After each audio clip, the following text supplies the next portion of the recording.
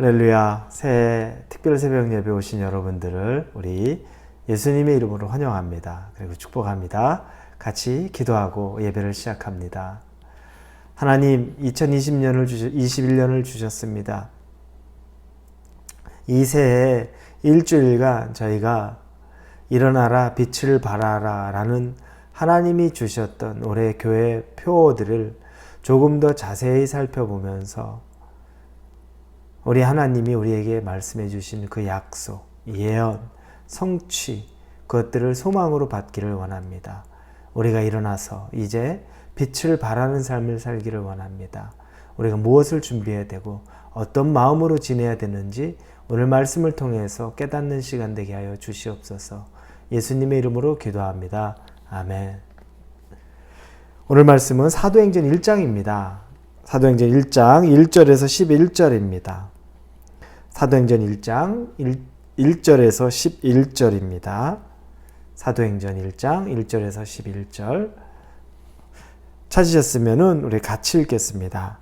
데오빌로요, 내가 먼저 쓴 글에는 무릇 예수께서 행하시며 가르치시기를 시작하심부터 그가 택하신 사도들에게 성령으로 명하시고 승천하신 날까지의 일을 기록하였노라. 그가 고난받으신 후에 또한 그들에게 확실한 많은 증거로 친히 살아계심을 나타내사 40일 동안 그들에게 보이시며 하나님 나라의 일을 말씀하시니라. 사도와 함께 모이사 그들에게 분부하여 이르시되 예루살렘을 떠나지 말고 내게서 들은 바 아버지께서 약속하신 것을 기다리라.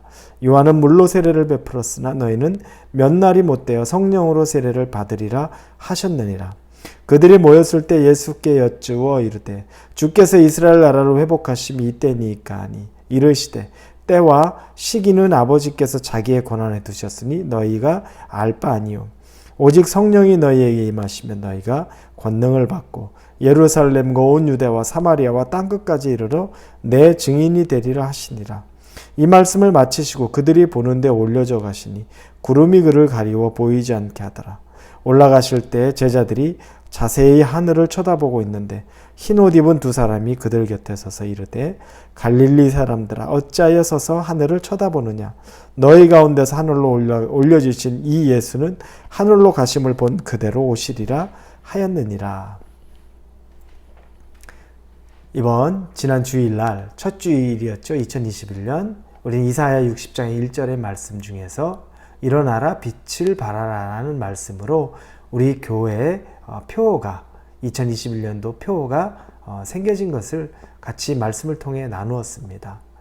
그러면 일어나서 우리가 빛을 발해야 되는데 어떻게 구체적으로 어떤 영역에서 또 우리가 뭘 시작을 해야 되나를 생각을 해보는 시간이 이 새해 신년 특별 새벽 기도의 기간입니다.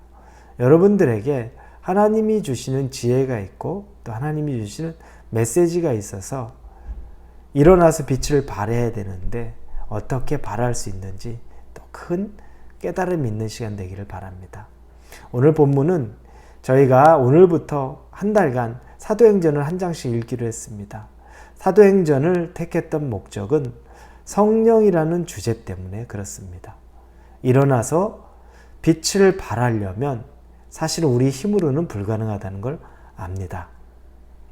예수님께서 제자들과 공생애를 같이 보내시고 그리고 이제 십자가에 죽으셨다가 부활하십니다. 그리고 이제 하늘로 승천을 앞두고 있습니다. 부활하신 후 40일간이 마지막 제자들과의 육신을 입고, 그러나 실상은 그 육신이라는 것이 좀 다른 의미죠. 그러나 부활한 이후에 40일간 제자들과 함께 시간을 보내면서 그들과 떠날 준비를 하는 그 마지막 타임이 되는 겁니다. 예수님을 만나기 전 제자들은 예수님을 만난 건 3년이라는 시간밖에 없습니다. 그들의 인생 20년을 살든 30년을 살든 40년을 살든 생각해보면 예수님 만난 시간은 3년밖에 되지 않지만 그러나 예수님 만나기 전과 예수님 만난 후의 삶은 완전히 다르다는 건 너무나 우리가 자명하게 합니다. 이제 그들은 예수님 없는 삶은 사실은 살 수가 없습니다. 그건 우리가 경험해 봐서 압니다.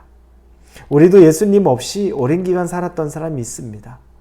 예수님 떠나서 살기도 하고 예수님 만나지 못했던 삶. 그냥 자연스럽게 살았죠. 그리고 그때는 그게 어떤 삶인지도 모르고 살았는데 인격적으로 예수님을 만난 이후에는 그 전과 같이 살 수가 없습니다. 예수님 없는 삶은 상상이 안 되고 예수님 없는 삶은 살아갈 용기와 희망이 없는 거죠. 그게 예수님 믿고 난 이후에 인격적으로 그분을 만난 이후의 차이입니다. 그런데 이제 예수님이 승천하시는데 제자들의 입장에서는 예수님 떠나보낸 후에 어떻게 이 삶을 감당하겠습니까? 그건 누구보다 예수님이 더 잘 아셨습니다. 그래서 예수님은 그냥 당신이 떠나가시는 것이 아니라 성령을 하나님이 예비하고 준비하신 성령을 선물로 보내주신다고 말씀합니다. 그런데 예수님이 떠나고 성령님이 오는 데는 시간차가 있어요. 우리가 볼 때 가장 순조로울 때는 뭡니까? 시간 차이가 그 갭이 최소화되거나 없을 때 순조롭고 가장 매끄럽고 자연스럽습니다. 영상을 볼 때도 뭔가 포즈가 생기고 그리고 어떤 사회 진행을 보는데도 잠깐 침묵이 흐른다든지 준비하는 기간이 생기면 여간 조금 불편할 때가 있습니다. 근데 하물며 예수님은 승천하시고 성령이 오시는데 그 기간 몇 날이 그 갭으로 시간차가 있다는 겁니다. 하나님이 시간 계산을 잘못하신 것일까? 예수님 올라가시고 성령님 오는 계산을 하나님이 잘못하셔서 그 며칠 동안의 갭이 있는 것일까? 아닙니다. 왜 그 갭을 두셨나? 그것은 예수님이 떠나고 대신 말씀을 남겼죠. 성령이 너희에게 임할 것이다. 그런데 그 성령은 엄청난 능력입니다. 성령을 받은 이후에는 오늘 본문의 말씀 보니까 8절에 오직 성령이 너희에게 임하시면 너희가 권능을 받고 예루살렘과 온 유대와 사마리아와 땅끝까지 이르러 내 증인이 되리라 하시니라. 이제 진짜 예수님의 증인이 되는 겁니다. 일어나서 빛을 발하는 삶을 살 수가 있는 겁니다. 성령이 오셔야만, 성령을 경험해야만 이게 가능하다는 겁니다. 이 능력이 필요한데 이 능력은 시간차가 없이 예수님 떠나자 성령님이 그냥 자연적으로 쏙 들어오니까 왔네? 이렇게 해서 얻어지는 능력, 그걸 원하지 않으신 거죠. 우리 하나님은 성령을 사모하고 그분을 기도하면서 기다리기를 원했던 겁니다. 성령은 바로 그런 존재입니다. 제가 여러분에게도 종종 말씀을 드리지만 성령은 사모하는 자에게 찾아오십니다. 성령의 능력은 그 능력을 정말 필요로 하는 자에게 인격적으로 다가오십니다. 내가 빛을 발하기 위해서 이 세상의 빛으로 내가 정말 하나님이 나를 도구로 쓰기 위해서 내가 간절하게 내가 그렇게 쓰임받기를 원합니다. 나를 일으켜 세워 주십시오. 간절하게 구하는 자에게 성령은 인격적으로 오는 거죠. 그래서 시간차를 두었습니다. 하나님의 실수도 아니요 계산착오도 아닌 기도하면서 사모하는 마음으로 그분이 누군지도 모르는데 예수님 말만 믿고서 누군지도 모르고 어떻게 오는지도 모르는데 그냥 사모하며 기도하는 그것을 원하셨던 거죠. 그렇게 해서 성령이 임하면 그때 예수님이 말씀하신 대로 성령의 능력으로 일어나 빛을 발하는 제자들, 그래서 온 땅까지 이르러 예루살렘을 넘어 유대와 사마리아를 넘어 온 땅까지 이르러 그분의 빛을 증거하는, 복음을 증거하는 삶을 살 수 있다는 겁니다. 이 선물을 예수님은 남기고 가려고 약속으로 제자들에게 그리고 다짐으로 이야기하고 또 그들에게 그들이 실망하지 않도록 몇 날 동안은 기다려야 된다는 것도 말씀하시는 겁니다. 여러분, 성령 충만함이 있어야만 우리는 일어서서 빛을 발할 수 있습니다. 예수님 안 계시기 때문에 성령님이 동행해야만 우리는 같이 그 능력으로 살 수 있는 겁니다. 2021년에 그래서 성령의 경험, 성령의 충만함, 성령의 사모를 갖는 겁니다. 그러면 이 제자들, 모인 사람들이 성령을 간절히 기도하고 구하면서 있었던 그 시간은 바로 성령님과의 아주 고독한 독대의 시간이 되는 겁니다. 어느 목사님이 고독과 외로움에 대해서 좀 구분해서 말씀하신 게 있었습니다. 참 인상 깊었어요. 뭐냐면 고독은 홀로 있음은 사람을 영적으로 성숙하게 만들어준다는 겁니다. 고독하게, 우리가 고독한 자리에서 내가 혼자 있으면서 우리가 영적으로 성숙하게 만들어주는 겁니다. 그런데 외로움은 의존적이고 유아적인 인간들이 만들어지는 거라고 그분이 정의를 이렇게 하더라고요. 뭐 그렇지 않을 수도 있겠죠. 어그리하지 않을 수도 있지만 저는 공감을 했습니다. 그래서 아주 강력한 고독, 아주 견고한 고독이란 하나님과 독대하면서 홀로 만남을 가지면서 갖는 시간인 거죠.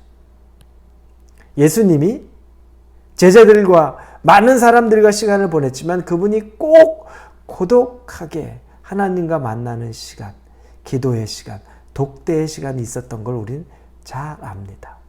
이게 바로 고독의 시간, 영적인 고독의 시간입니다. 영적인 하나님과의 독대의 시간입니다. 그러나 외로움은 사람이 사람을 찾습니다. 교회는 분주하죠. 그리고 그 분주함 가운데서 시끄럽고 막 뭔가 있어야 될 것 같고, 왜냐하면 외로운 사람들이 교회에 많이 모여 있으면 더 그렇습니다. 외로운 게 싫은 거예요. 북적북적한 게 좋은 거죠. 그러면서 그 안에서 위안도 없고 그 안에서 따뜻함도 없고 그 안에서 또 외로움을 달래보려는 거죠. 다 나쁘다고 말할 수는 없지만 그러나 외로운 사람들만 모여있는 교회는 그렇게 강력한 힘이 있는 교회는 되지 못합니다. 오히려 아주 견고한, 아주 영적인 고독으로 하나님과의 개인적인 시간을 깊게 누리는 사람들이 많이 있는 교회 공동체가 건강하죠. 다른 사람을 의지하지 않습니다. 다른 사람을 통해서 내 외로움을 달래려 하지 않습니다. 하나님과의 개인적인 영적인 독대의 시간, 그 시간은 외로움의 시간입니다. 그 시간은 다른 사람이 나에게 침범할 수도 가르쳐 줄 수도 없는 시간입니다. 예수님이 그 새벽 미명에 하나님과의 독대의 시간을 갖고 많은 사역, 사람이 많이 모여있는 사역을 마친 후에는 꼭 혼자 있는 하나님과의 친밀한 시간을 가졌습니다. 그건 재충전의 시간이었으면서 그건 하나님의 능력을 힘입는 시간이 되는 겁니다. 저는 여러분에게 오늘 첫날 새벽 예배를 통해서 여러분에게 강력하게 권면합니다. 코로나를 맞이해서 우리는 다른 사람들과 분주함을 오히려 더 즐기지 못하는, 영적인 시각으로 보면 더 좋은 시기입니다. 다시 말해 성령님과 우리 하나님과 독대하기에 너무너무 좋은 시간입니다. 일어나서 빛을 발하기 원하는 우리에게 2021년이 되기 위해서 우리가 먼저 가져야 될 준비는 영적인 독대의 시간을 하나님과 우리 성령님과 갖는 것입니다. 분주함을 잊고 혼자 하나님과 기도하는 시간을 꼭 만들어야 됩니다. 그건 고독한 시간입니다. 그리고 혼자 하나님과 말씀으로 만나는 시간을 꼭 만들어야 됩니다. 그것도 고독한 시간입니다. 그러나 그 고독은 우리를 훨씬 더 강력하고 우리를 훨씬 더 사람을 의존하거나 환경을 의존하지 않게 만들며 그로 인해 성령님만이, 하나님만이, 우리 주 예수 그리스도만이 나의 힘이 되고 능력이 된다는 것을 가르쳐 줄 수 있습니다. 그러면 그 고독한 독대의 시간에 만난 성령님, 하나님, 우리 주 예수 그리스도면은 우리는 진짜 일어설 수 있고 정말 세상에 빛을 발할 수 있는 사람이 될 수 있다고 믿습니다. 사랑하는 우리 성도 여러분, 여러분이 어떻게 시작을 해야지 내가 일어날 수 있을까? 어떻게 해야지 빛을 발할 수 있을까? 첫 시작은 우리 성령님과 하나님과 예수님과 고독한 독대의 시간을 마련하십시오. 혼자 하는 기도의 시간이 필요하고 혼자 하는 묵상의 시간이 필요하고 말씀의 시간이 필요합니다. 그 시간을 통해 살아계신 하나님을 만나는 저와 여러분이 되기를 주님의 이름으로 축복합니다. 같이 기도합니다.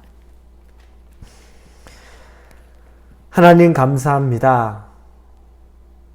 고독과 외로움은 다르다고 말한 그분의 뜻을 잘 이해할 수 있을 것 같습니다. 외로워서 누군가 내 옆에 계속 있어야 되는, 끝없이 외로워서 사람으로 또는 물질로, 환경으로 채우려던 우리 마음은 영원히 갈급합니다. 그러나 외로움이 아닌 고독 속에서 예수님이 늘 새벽 미명에 그리고 밤늦은 시간에도 하나님과의 독대의 자리를 만들면서 영적으로 강인함을 얻고 하나님과 함께하는 삶을 살 수 있었던 그 근원을 우리가 배우고 이제 성령님과 독대함으로, 그래서 성령 충만함을 입고 온 유대와 예루살렘과 사마리아와 땅끝까지 이르러서 빛을 발할 수 있는 우리들이 될 수 있도록 하나님 함께하여 주옵소서. 예수님의 이름으로 기도합니다. 아멘.